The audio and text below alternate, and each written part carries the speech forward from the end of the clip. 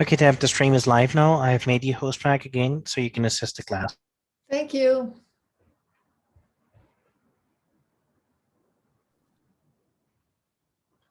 Hey, everyone. Hey, Pam. Hi, Alberta.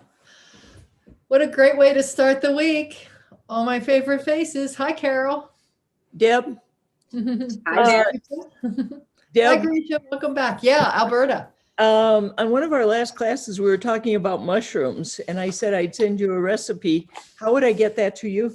You can send it to deb@getsetup.io. Okay. And I can put that in the chat just to make sure. That's all right. I can get that. You got it? Okay, that'd be great to have.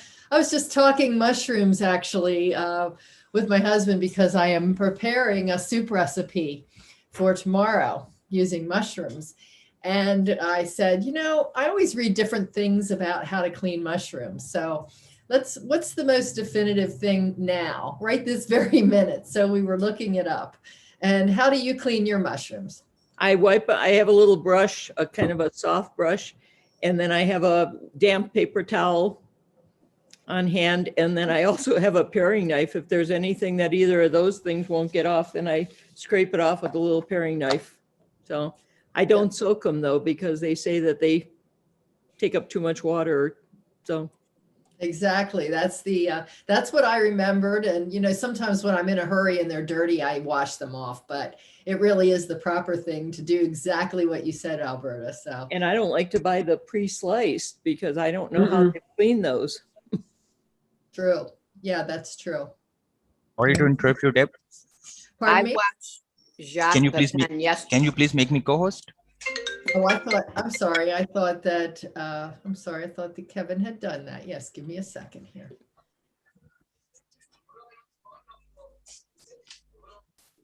Okay, are you there? Let's see. Yeah, I'm there. Thank you so much. You're welcome. And there's Brandon. Deb, I made your kale salad. This is Carol. Yeah, Carol. I'm the one that's never cooked before. Uh-huh. And taking these classes has helped tremendously because, you know, it's seeing you people and listening to you talk about food. I've learned a lot. And so over the weekend, I made your kale salad. I made a black bean burger I got from New York Times. And I made a beet hummus.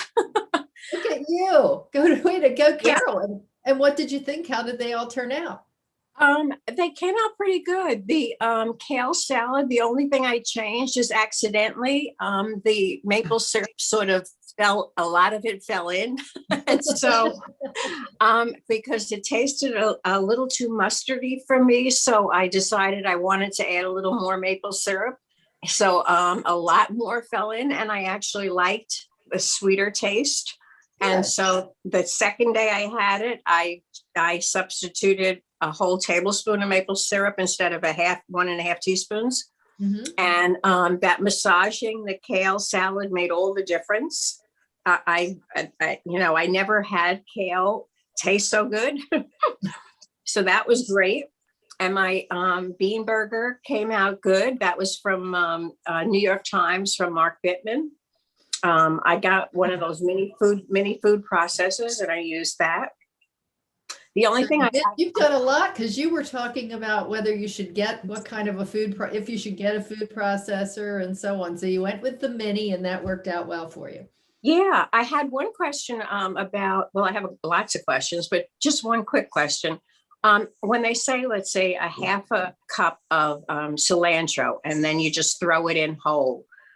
I got this, a whole bunch and I'm wondering, well, how many sprigs is a half a cup? How do I know? How do you determine that? So I Googled it a zillion times and got all different answers about how many sprigs is in a bunch. And then help.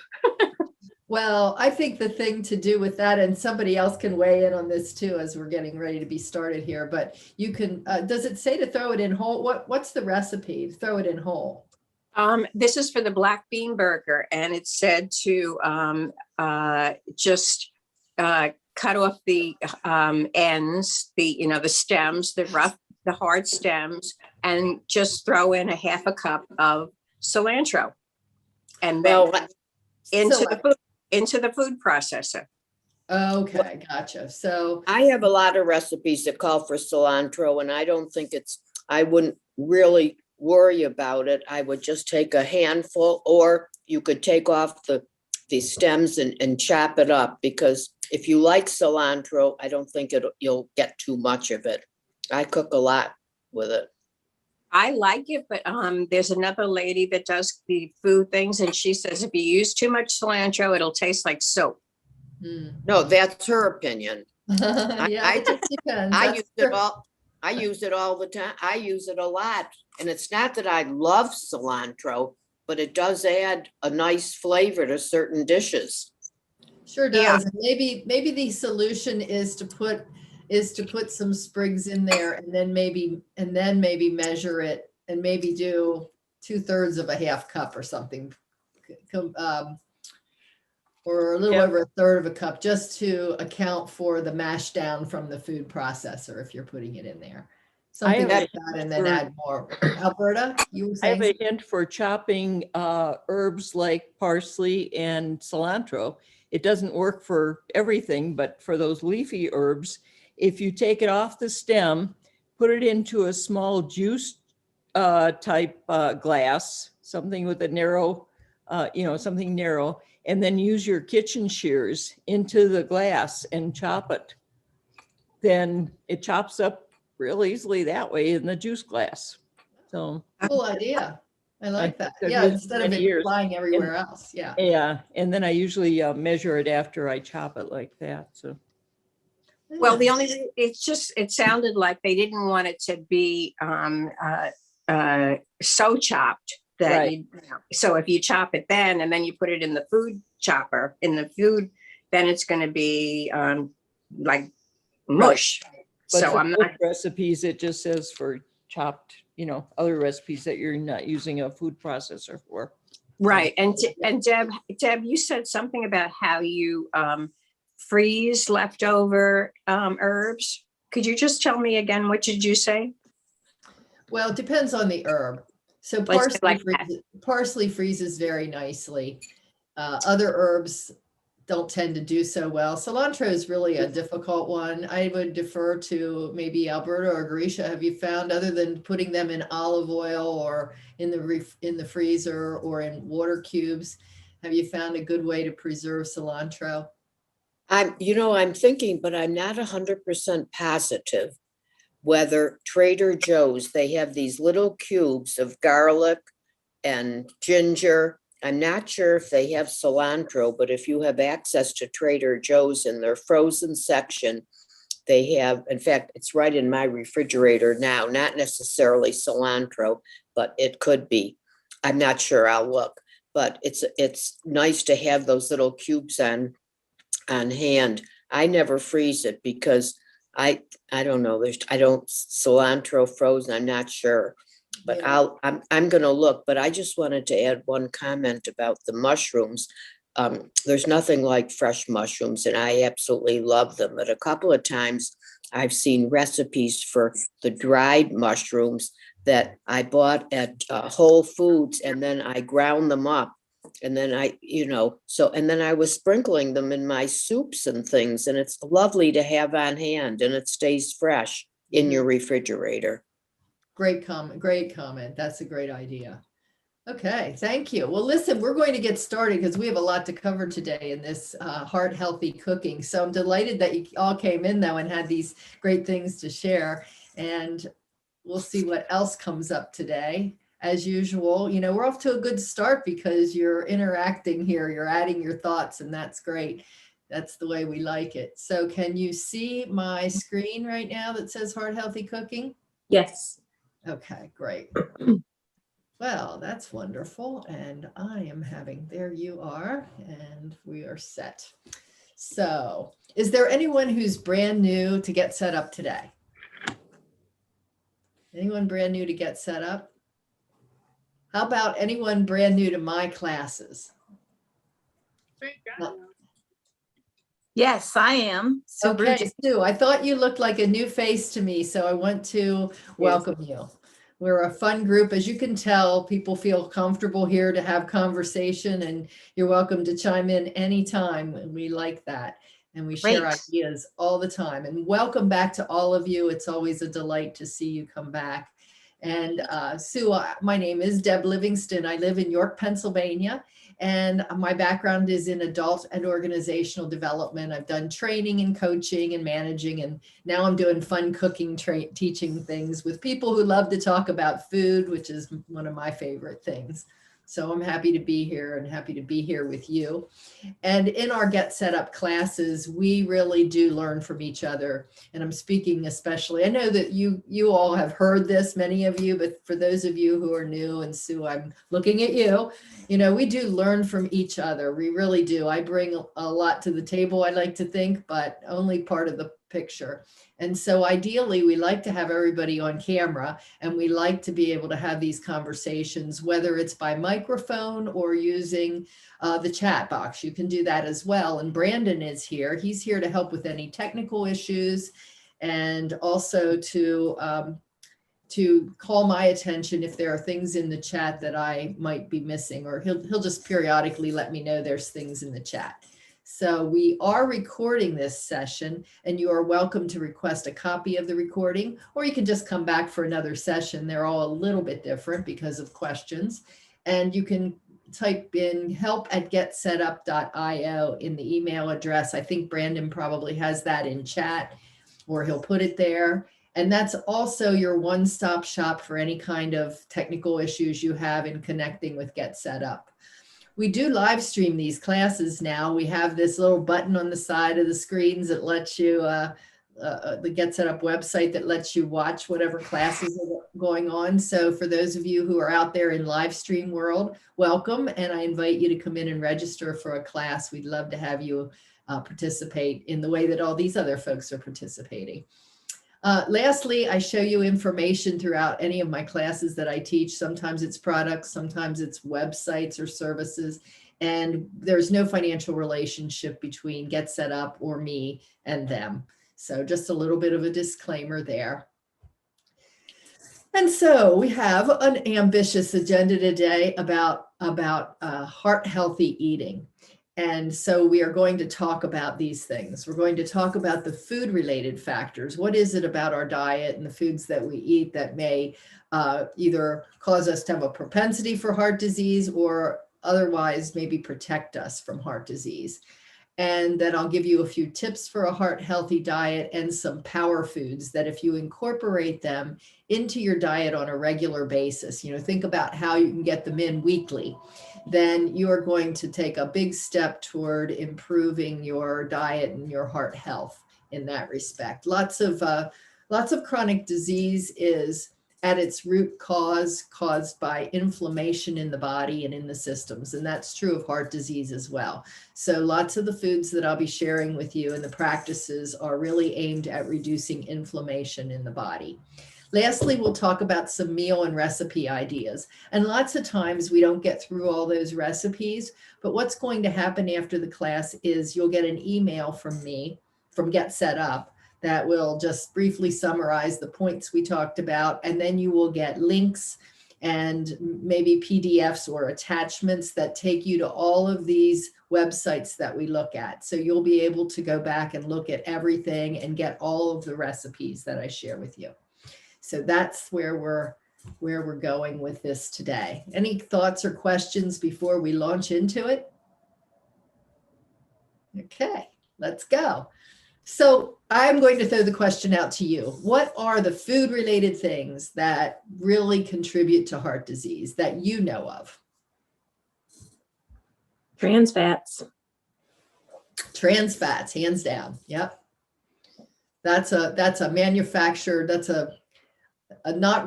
a freak of nature fat that's been manufactured, hydrogenated oils, and they're banned now, but they still show up in products. Usually you don't buy turn the label, turn the package over, look at the label, make sure it says 0 trans fats. What else?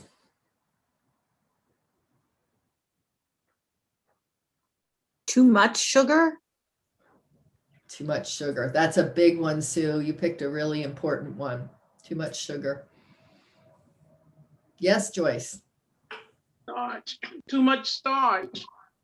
Yeah, anything in the form of flour that turns to starch or potatoes. Yeah, exactly. Those are called simple carbohydrates, and they tend to break down, our system breaks them down very quickly. They cause insulin spikes that can lead to diabetes. Diabetes is also an inflammatory kind of disease. So good point, Joyce. Thank you. Anybody else? Nitrates. Nitrates. Nitrates. Oh, I don't have that on the list, but that's exactly right. Any of those chemicals. So nitrates are used to preserve a lot of meats. So that's found in a lot of lunch meats and processed meats otherwise, bacon, unless you buy nitrate free. And that can be especially, has been linked to cancer. Does sodium affect your heart, Deb? It actually does in the form of what we would call hardening of the arteries. You know, high blood pressure can happen, more high blood pressure, I would say, because that is what happens when we consume more salt than our body can excrete. We build up sodium, we build up fluid. Sodium, you know, we retain water, and water puts pressure in our blood vessels, and that can lead to high blood pressure, which can in turn lead to heart attack, stroke situations. Yep. All good answers. You've got pretty much almost everything I've got on my list here. So I would add to that being just having too much weight on from too much food, too many calories. And so I would encourage you, if you don't know what it is, to know what your body mass index is. Have you heard of that term, BMI, body mass index? Just give me a little wave if you know what your BMI is. Okay, so most of you are familiar with that. For those of you who are not familiar with BMI or body mass index, it is actually something that can be calculated by a formula, which is not an easy thing for us to calculate. So I'm going to be sending you looking for it on my outline here. I'm going to be sending to you a body mass index calculator where all you have to do is type in the pounds you weigh and the inches tall that you are, and it provides you with that body mass index. And give me just a second here because I want to find my numbers on that. Can I just make a comment, Deb? Oh, you absolutely can. Sure. My doctor, whenever I go, always gives me a printout at the end of my visit. I mean, the receptionist does for the next appointment. And on it, it always has that information right on it with my height, my weight, the BM, what is it called? BMI, body mass index. It's always on there.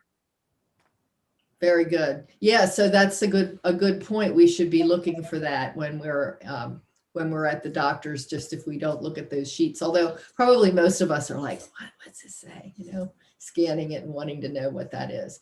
So that's a good thing to know. Calling up here we go. Body mass index that is between 18 and 25 is considered normal. 25 to 30 is a bit overweight, and above 30, if I was over 30, I'd be considered obese. Okay.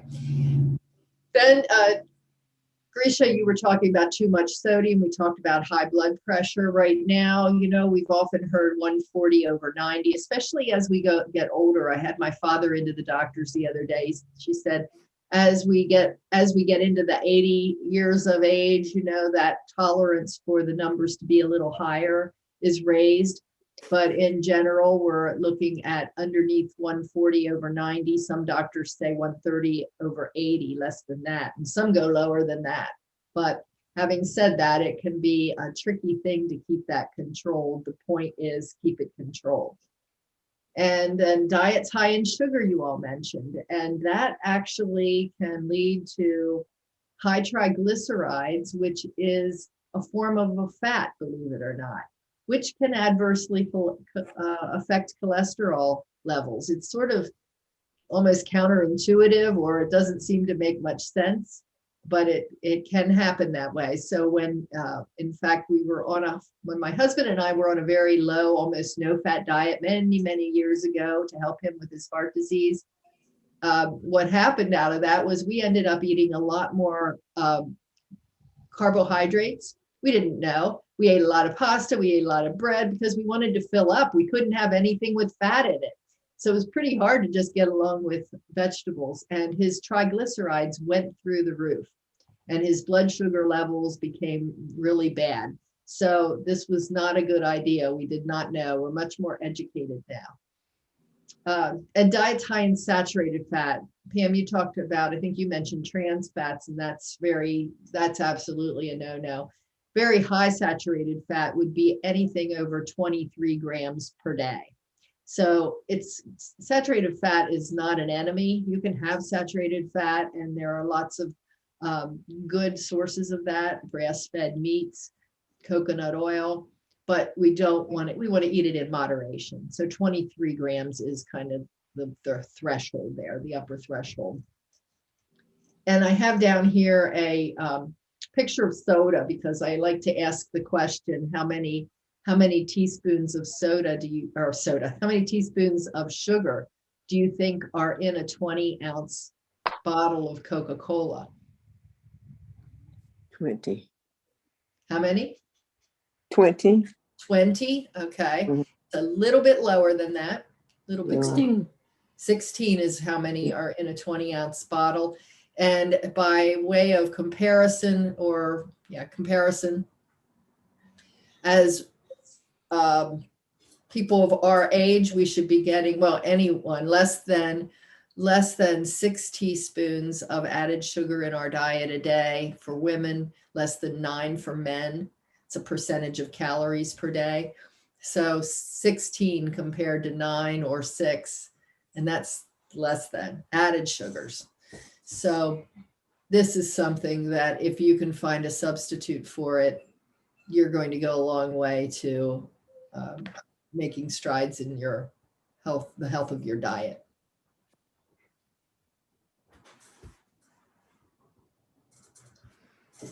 Okay. So 8 tips for moving toward a heart-healthy diet. First one is, let's start with portion size. Oh, Carol, you have a question. Yeah, having to do with sugar. I notice in a lot of recipes have maple syrup in it. And when I see that, I think of God, all that sugar. Is there something special about maple syrup that the sugar is not bad? No, it's still sugar. You know, it does have some, maple syrup as a natural sugar does bring some nutrients along with it. There are some B vitamins in maple syrup, but it's not enough. There's not enough nutritional value to say, well, it's a panacea and you can just eat all the maple syrup you want. It doesn't work that way. It's still sugar. So it's still going to have an effect on your glycemic index and your sugar response. Yes, Joyce. What about honey? Same thing. Okay. Lots of good properties, but just eat it in moderation. It doesn't mean you shouldn't eat it, but it's certainly a better replacement for white table sugar, which doesn't have any nutritional value. Thank you. You're welcome. Okay, so number 1 tip is to control portion size. We are outside of all reason in this country when it comes to portion size. And I like to really point that out with ice cream. Does anybody know, does anybody know what a portion of ice cream is? A serving size of ice cream? Half a cup? Half a cup. Pam, you're right. It's a half a cup. Now, I like to ask when the last time was that you went to an ice cream shop and got a half of a cup of ice cream. Right. You probably yell at them if they gave you a half a cup of ice cream and say, what is this? So we just need to know that our portion sizes are really out of control. And so it's good to get kind of a visual. I like this. This is one picture that I found on Google. If you go into Google and you click on images, if you're on the internet searching and click on images and you type in the search, you say portion size, you'll get all of these nice kinds of pictures, different types that show you how to sort of visualize what a serving size would be. I find it particularly helpful for myself here when I think about cheese, because I love cheese. And a serving size is 1.5 ounces. That's about the size of 2 Dominoes. So I have that mental image, and that helps me to keep my serving size to the right level. And you may find that that's helpful for you as well. I also have a small kitchen scale. It didn't cost me much. It's a digital scale, and I found that I use that quite a bit. It's easy to clean. I can just throw something in there and weigh it real quickly, and then gradually I get an eyeball, a visual of that as well, and I don't have to measure it. Yes, Rosemary. Are those 4 Dominoes? No, that's 2 Dominoes. That's two sets. 1, 2. Yeah, 2 Dominoes. You see it? Because Dominoes have two sets of numbers on each domino. So that's 1 domino and that's another domino. Hey, Deb, I was going to say, I think your scale idea is really important for bread, because I think people would be shocked at how much a serving of bread really is. That's my weakness. So I was trying to be careful. Well, and we've been kind of raised on sandwiches, right? Yeah.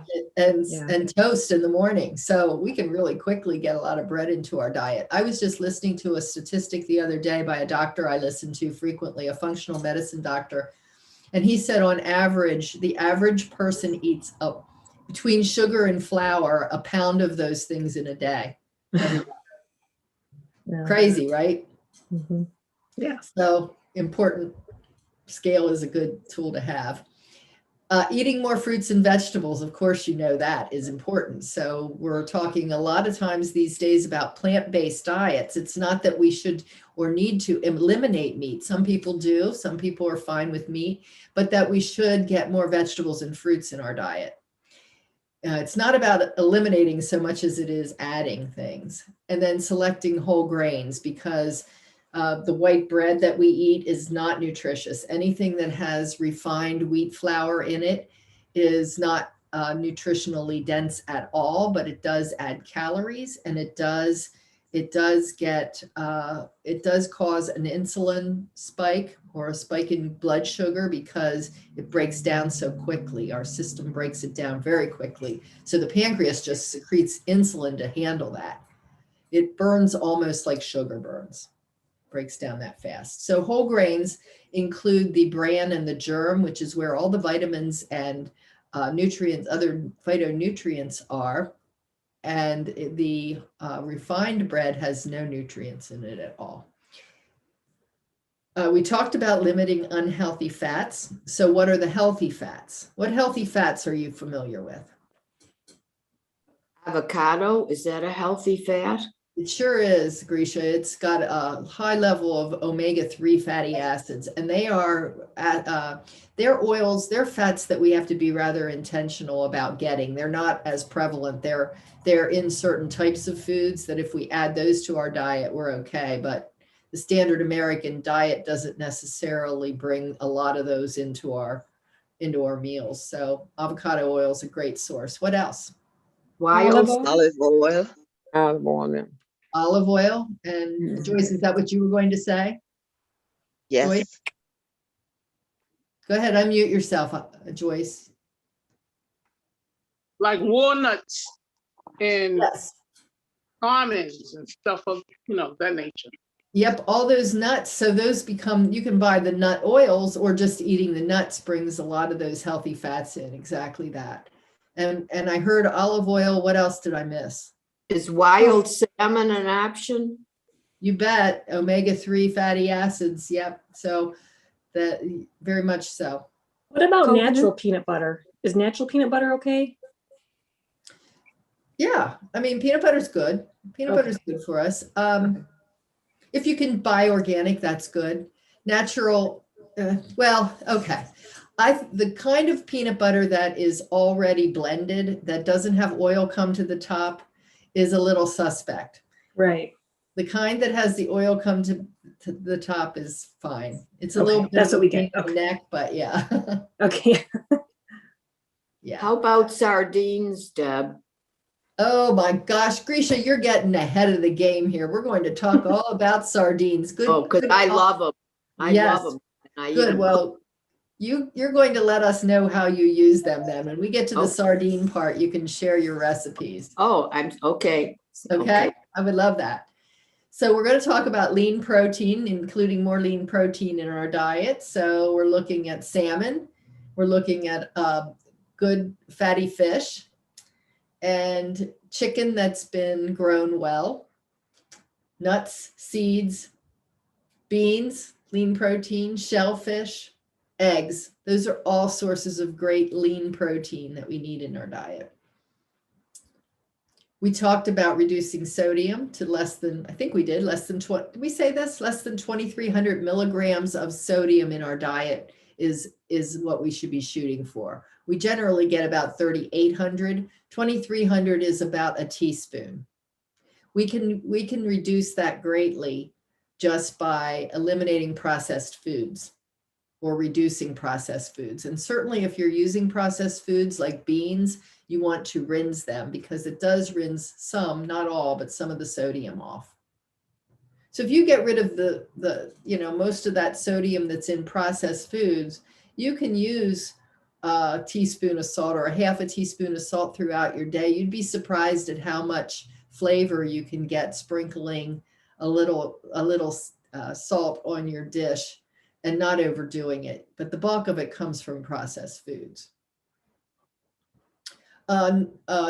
Tip number 7 is really to plan ahead. I always talk about planning in these classes. Plan ahead for nutritional variety so that when you look at these 8 foods that I show you, just start thinking about, oh, if I wanted to get all 8 of these in every week or a few times a week, how would I do that? And then start to build some recipe plans around that for the variety. And look for, I think a general rule of thumb is what we've been taught along the way, to have a colorful plate, because vitamins and phytonutrients are reflected in the color of plants that we eat. So we know we're getting a variety when we have a variety of color. It's just kind of a simple rule of thumb. It's very good. And lastly, I'd say allow for treats. This does not need to be restrictive. This does not need to be a bummer. You can eat lots of great food. You can even splurge on some things that are, as long as we do those things modestly. And we know the variation here that in health profile of these foods. So allow yourself. My sister-in-law made she makes these great peanut butter eggs for Easter, and they're like the worst thing I should be eating. I shouldn't be eating a lot of, well, not the worst. Peanut butter is good, but they have other ingredients in them. But I put them in the freezer, and every so often I have one. Or I try to. I found out yesterday that I got one and my husband just ate all the rest of them. So I guess I won't be eating any more of those Easter eggs. So what other foods have you learned that should be included in? What foods have you learned you should include? I think, Grisha, you mentioned salmon and sardines. What else? What other foods have you heard were maybe superfoods or really healthy foods for you? Blueberries. Blueberries. What'd you hear about blueberries, Rosemary? They're for your heart, good for the heart, antioxidants. Very high in antioxidants. Yeah. And low in sugar. So they really pack a good power punch for the amount of sugar that they have in them. Very low. Green leafy vegetables. Oops. What's that? The green leafy vegetables. Yes, such as what? Spinach. Collard greens. Oh, this is not working for me very well here. Collard greens. Broccoli is a cruciferous vegetable. They're very heart healthy. Broccoli, cauliflower, kohlrabi, Brussels sprouts, all really good that way. So we were talking about this category of fish, and I'll just, since we have already discussed it a bit, I will just give the highlights that we're looking for fatty fishes here. So fatty fishes like salmon, tuna, trout, and then these smaller fish, mackerel, herring, sardines, and anchovies. And I want to just call your attention to these smaller fish. They're not always the ones that we in the Western world tend to gravitate to. Some of us really like them, but on a whole, they're not as appreciated as other milder fish. But they're very good for us because of their omega-3 profile, and also because they're small fish that don't spend a lot of time in the ocean. So they don't imbibe a whole lot of toxins. Tuna, for instance, can have quite a bit of mercury and heavy metals in it. And once we ingest mercury, it doesn't leave our bodies. So we really should be limiting our tuna. It's okay to have a little bit of it here and there, time or two a month, but we should not be overeating tuna. And salmon, we should look for, if we can possibly do so, by the wild caught salmon rather than farm raised. And I don't know why, but that thing seems to be not happy with me. It keeps wanting to show my berries here. What's going on? There they are. I didn't want to go to that article. So all kinds of berries, blueberries, blackberries, strawberries. And I want to call your attention again to color here. Look at those colors. So we know that those colors are reflecting those phytonutrients that are so good for us, those antioxidants. And another great thing about berries, in addition to their being very low in sugar, is that they are high in fiber. So fiber is another important thing that at the core of everything helps to reduce inflammation in our body by moving things through and helping our digestion. And we should be getting 25 grams of that a day, 25 grams of fiber. And that's not always easy to get. So when you look at a blackberry, what you should see is that if I eat a cup of blackberries, I would be getting 8 grams of fiber. And that's pretty good compared to a piece of whole grain bread, which may be 3 to 5 grams. So they're pretty good powerhouses that way. Thoughts or questions? Or Brandon, is there anything in the chat? No, Deb, there's no question. Now, I always heard the berries should all be organic. Yeah, if you can do it, that's exactly right. Especially strawberries. Yeah, yeah, they should be. They're heavily pesticide. The environmental working group puts out a dirty dozen and a 12-15 or clean 15, and the dirty dozen is primarily fruits and quite a few berries. I don't know. I'm getting rid of that. Okay, let's try this. Get to the next screen. Here we go. Some additional power foods. These seeds. Anybody use chia seeds or flax seeds? Yep. How do you use your Sue? Go ahead and unmute yourself and tell us about your seeds. I love chia. I like to put them, if I make overnight oats, then I put up some chia seeds and overnight oats.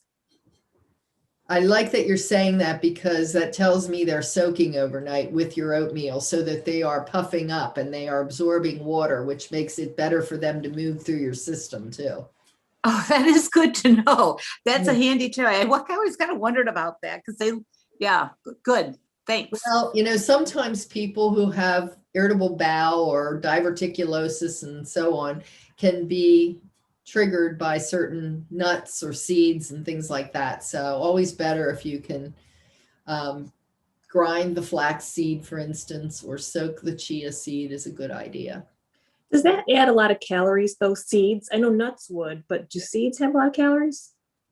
They do have fats in them, so they do have some fat calories in there, but for the amount that you're eating and the value of the omega-3s there, I would say that it's a good investment of calories. Okay. Nuts are much more caloric, I think, in that regard. There's about 200 calories in a quarter cup of nuts. Okay. So that's one of those things that when we don't know what else to eat and we're snacking on nuts, we can easily get a little bit overboard with them and put on a lot of, put on extra weight with calories from nuts. All right. Must be a function of my new mouse. Apparently it's user error here. Some other power foods are beans, and we're doing a lot with beans lately. Who's been coming to my bean salad classes? Who came to my bean salad class? Hey, Alberta.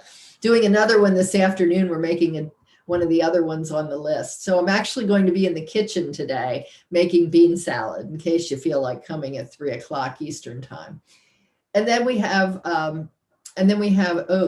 oatmeal.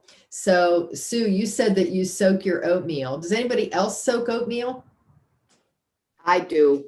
I often do. And instead of chia, which I like, but I often have the flaxseed, but I buy the grind. I buy it already ground, which maybe isn't as good as grinding it myself, but I buy it already ground. Well, as they say, don't let the good be the perfect be the enemy of the good, right? So it's always good. And if you are able to get that, my tip about that, if you buy it ground, is if you could buy it somewhere that sells it in the refrigerated section, because a seed, any of these seeds or nuts can become rancid because they do have oils in them. And so keeping them fresh in the refrigerator is a helpful tip, I think. That's a good point, Deb. I keep it at, now that you mention it, when I buy it, it is not refrigerated, but that's a good point. But I do keep all my nuts and the flax seeds in the fridge. Yes. You can even keep those in the freezer. I keep my nuts in the freezer until I'm ready to use them. And when I use them, I soak them as well. I soak the nuts. Yeah. Oh, really? Like cashews and almonds should go in the fridge. I never knew that. Mm-hmm. Yeah, you put those in the freezer. Yeah. Well, I won't get into that because we have plenty to do. We'll do nuts another day. But so what kind of oats do you use? I use the organic, old-fashioned, I can't even think who makes them, but The rolled oats, just regular rolled oats, right? Exactly. Yeah. Yep. Anybody use steel cut oats? They're supposed to be the best. You use those. I use a mixture. Sometimes it sort of, what's on sale or where I'm at, but usually I try to get whole oats or steel cut. Yeah. I just did a little bit of research on this too, because my understanding is steel cuts were the best. And so I wanted to look into that a little bit more. I like them myself. They actually do win out slightly in the amount of fiber that they have, but nutritionally speaking, assuming that they're all a good, well-grown grain, nutritionally speaking, they're all about the same. So you don't have to worry that way. But they do give you a different mouthfeel. They cook differently. They have a different texture. So if you don't like one, you might like another. And then we also have talked about doing all of the extra colorful leafy greens, and then these red and orange kinds of vegetables that have things like lycopene and what's the other L? Lycopene and lutein. Lutein, that might be in egg yolks, but yeah, lutein probably in the yellows. So we're looking for the color there. Now back down to onto some recipe ideas. And these are just my suggestions, things that I will typically eat for breakfast, but I'm really interested also to know what you would eat. I eat a lot of eggs for breakfast. So I like to start my day with high protein. And in order to make my breakfast really healthy and carrying a punch, I put a lot of vegetables in my eggs. I'm going to include a recipe here that will show you how to make egg muffins, like a baked omelet muffin. So think about this. You're mixing up a week's worth or several days worth of eggs. You're making them in individual servings in muffin cups, and you're loading them up with vegetables so that each one of those is a serving, which you can eat at the moment, or you can refrigerate, or you can in fact wrap up and put in the freezer, and it will stay in the freezer for a little bit. So you can spread it out over a couple of weeks if you want to. I tried that. They taste fine to me. And the tip here, I think, with any kind of egg, when you're using vegetables in your egg, if you're doing some kind of a frittata or an omelet, is to make sure that your vegetables are not really super wet. You know, saute them a little bit, drain the water out, and then use them so that your egg doesn't get runny. And I make frittatas. So has anybody ever made a frittata? Alberta, tell us about your frittata. What about it? How do you make it? Oh, I make different ones with different vegetables. I just, yeah. You put it in the oven? Yeah, partially. Started on top of the stove and then put it, I have a toaster oven. So that makes it convenient because there's only 2 of us. So I don't want to heat up the big oven. Yep. Yeah, exactly. That's what I started to do. You know, I used to make omelets on top of the stove, and I had stainless steel pan. And I don't know, I just could never make my omelets come out looking very great. So I gave up and started making frittatas, which I could do right on the stoves. I spray my pan, stainless steel pan, and I break my omelet or saute my vegetables, pour my egg in over top, and put the whole thing into the oven. And in 10 minutes at 350 degrees, that is finished. So it's a super easy breakfast, and you can make it kind of fancy with all kinds of vegetables. And then here's the sardines that I'm encouraging you to try for breakfast. Would anybody here dare to try a sardine for breakfast? Well, I wouldn't have, and I love them. So, and I prepare it often like you do, Deb. I add a fresh tomato, sliced tomato. That would be delicious. Yeah. Elizabeth, you want to unmute yourself? Can you unmute yourself?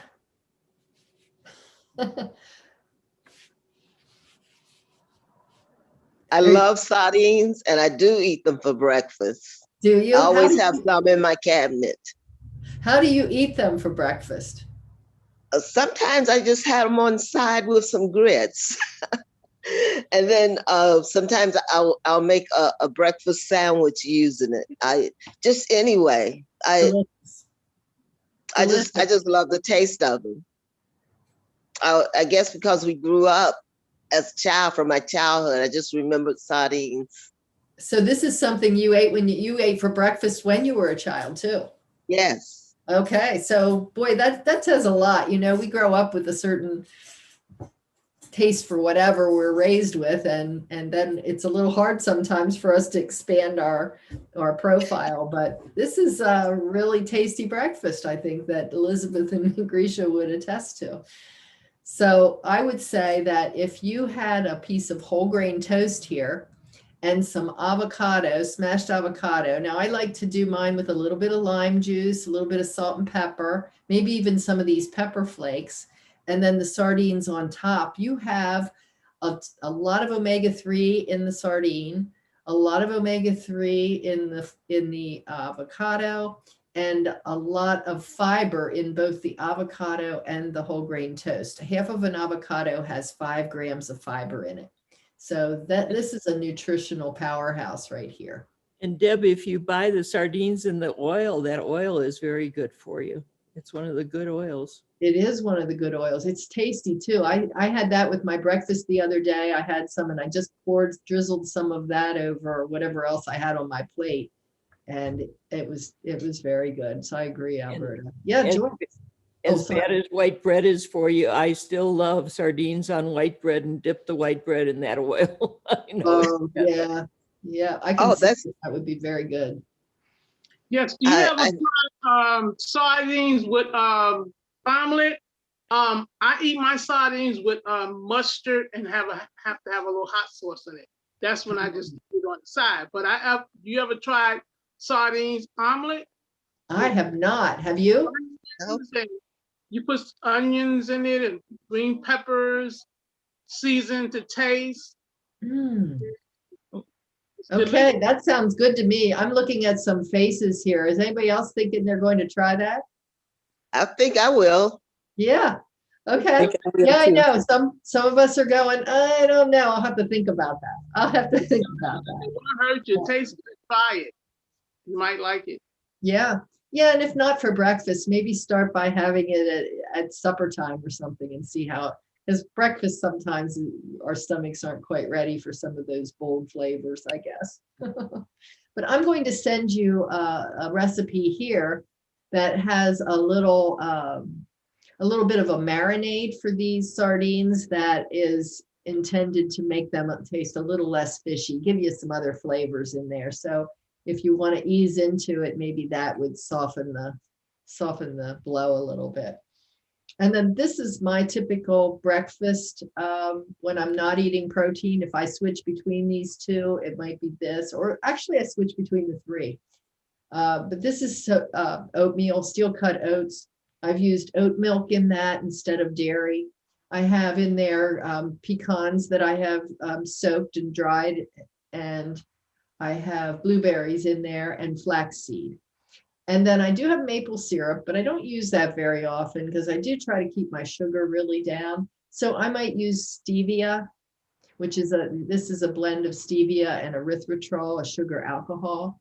And I've also gotten this new product that I really like. I've started to try to take a little bit of collagen. And this is a grass-fed organic collagen powder that comes in flavors. So it comes in a really delicious chocolate flavor that makes a great mocha or a great cocoa. And it also comes in other flavors. And this one happens to be cinnamon toast. So I just take a little bit of it and I put it in my oatmeal, and it has stevia in it. So it sweetens my oatmeal and gives it a little extra flavor without adding sugar. So I don't know if anybody's interested. That's just sort of an accidental thing that I had on there, but some people have asked me the brand. It's called Keto Collagen, Keto. Can I ask you a question, Deb? Can I ask you a question, please? Sure. When, with the oatmeal steel cut, when you soak it overnight, I always buy the other, but I've been tempted to try the steel cut. Can you eat it just like that? I don't cook my oatmeal. I soak it overnight with all the flax and yogurt and everything, and it's ready to eat in the morning. Is yours ready to eat like that, or do you have to cook it? Well, we usually add a cup of water and cook it a little softer, but I think it just depends on how you like your oatmeal. Yeah, okay. The steel cut, oh, you said you have rolled oats. Your rolled oats are ready. Yeah, the steel cut usually have to be cooked a little more. They do? Okay, thank you. But not a long time. If you were just to cook steel cut oats from fresh or from whole without soaking them, they take much longer to cook. They don't take as much. Is that what you find, Sue, when you do yours? They don't take a long time to cook after you soak them? Right. It's a little better. In fact, I think I've soaked them and then I just warm them up in the microwave. And I actually like rolled oats better because they're just a little bit more smoother, I guess you might say. Yeah, I don't cook them, the steel cut. Yeah. Okay. Elizabeth, you have your hand up. Yes, I think my question was answered in the conversation, but I have oatmeal, the rolled oats, several times a week, and I've heard soaking, but I've never soaked them. So how do you soak them? And that means you don't cook. You just, I don't know. How do you soak the oatmeal? You just sprinkle it with water? Well, we've got a couple of ways of doing this. So Grisha, why don't you say how you do yours? What I do is I put a half a cup of oats in a bowl, a microwavable bowl, and then with that, a cup of plant-based milk, almond milk. I put a quarter of a cup of yogurt. I put flaxseed, a tablespoon of flaxseed, although the original recipe calls for chia seed, a tiny speck of maple syrup, and I soak it overnight, and it's fine to eat just that way in the morning, and I put fresh blueberries in it. But I don't mind. I mean, I like the texture the way it is, and I put it in the micro, I don't know, 15 seconds or something. Does that Makes sense. Yeah. Yes. Yeah, And that makes here is sense. a recipe I'll be sending along that follows along fairly well with what Grisha's saying. The one thing I would point out is that she said that she's put yogurt in. This calls for lemon juice. I like the yogurt idea, but the point of all of this is that lemon juice, vinegar, or yogurt will all perform the same function of breaking down the coating that is on those oats. The chemical, it's like an anti-nutrient. It's called phytate. And phytate actually blocks absorption of other nutrients from the oats and that's why you soak it and break that down. That's one of the nutritional benefits of soaking your oats and soaking your nuts and any of your grains.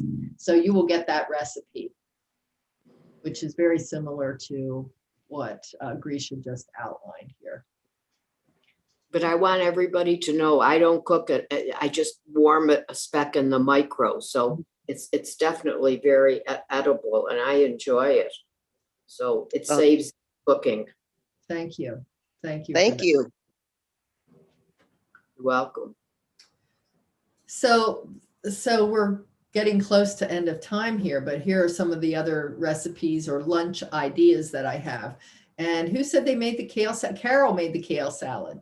So Carol made this kale salad where we talk about massaging the kale with a little bit of salt because kale can be tough. And lots of folks don't enjoy kale because of that texture. So when you put a little salt on, salt brings the water out in kale, and you can massage it until your bowl of kale is about half the size that it was when you started, and it gets a really deep green, starts to get very tender. And then this recipe has a really nice light dressing on it, and you're mixing apples and radishes and a few other key ingredients here, and you throw the and you can dress it and eat it leftover. It to me tastes better the next day even because it gets even more soft. So you're putting in some dried fruit here, perhaps you're putting in some apple, and then you could put some goat cheese or chèvre on top of that. So you'll get the recipe. It's very, very easy to make and very full of beautiful things. And you can have protein on the side if you would like in the form of some kind of a lean meat. Anybody eat hummus? I eat hummus. Yes. So great. This is a great all-in-one meal here because you're getting protein from the protein, fiber from the hummus and from the whole grain bread. You're getting so much from all of these different vegetables. So this sandwich, the profile here is that it's whole grain bread. Whole grain is the first ingredient in the bread. And then it's got a layer of hummus you can see here spread. Hummus is a bean spread. It's chickpeas with sesame seed paste and olive oil. So all healthy ingredients. And then we've got an avocado spread up here. So it could be guacamole or any way that you like to mash your avocado. And then whatever vegetables you really like. And so in the summer, it's a really nice variable sandwich because you can put different things in there. And you can throw cheese in there as well. I sometimes do that. Hot peppers, good. And this last is white bean, sage, and sausage soup if you are a meat eater. And so this is just so easy because you can put all of these things all of this in a crock pot for a nice simple supper. And it only takes about 15 minutes to prepare it. Actually, this isn't even in a crock pot. This is on the stove. So it uses fennel and some hot Italian sausage in here. And I'm running out of time, so I won't go through the rest of that, but that's a delicious meal, especially good for winter time. And I've got some good dinners here too for you to take a look at. We were talking a lot more about the nutritional things earlier on, but these, I want to point out that this is a particularly good one because of how easy it is and how well it lends itself to freezing multiple batches of it. So you could just do a single batch or one tray of these. This is essentially a can of tomatoes layered in the bottom of your dish, a chicken breast spread with pesto and salt and peppered, and then some mozzarella cheese. You can freeze it just like this, or you can bake it just like this. So it's super easy to put together, assembly line kind of thing, pack up for later or bake it right away. And this is a nice light, it's a pasta dish, and it's got cheese on it, but it makes the most out of some light cream cheese and a couple of tablespoons of Gorgonzola cheese to give you a good full cheese flavor without using a lot of cheese and making the saturated fat content too high. And then, of course, good walnuts on Debbie, there. I have to go. I enjoy your class. Thank you so much. Okay, you're welcome. I know we've got to stop. So it's 1 o'clock. We're going to send you all those recipes, and I want to thank you for coming today. We're going to be talking about bean salads later today, and tomorrow or tonight, soups from scratch. So we'll be talking about making a soup foundation. And come to my Kentucky Derby party next week if you want to have some fun. We'll be sending out the email with all the notes. Please give us some feedback and invite your friends to some classes.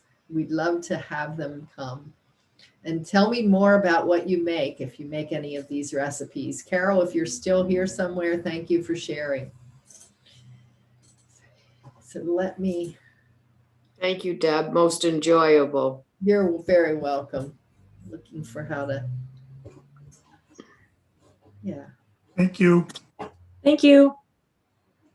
Thank You're you. very welcome. Thanks for coming. It's always good to see you. Thank you. Thanks for. Thank you. Enjoyed your class. Bye-bye. Bye-bye. Bye. Bye, Elizabeth. Bye, Grisha. Bye. Bye, Rosemary. Thanks for your questions.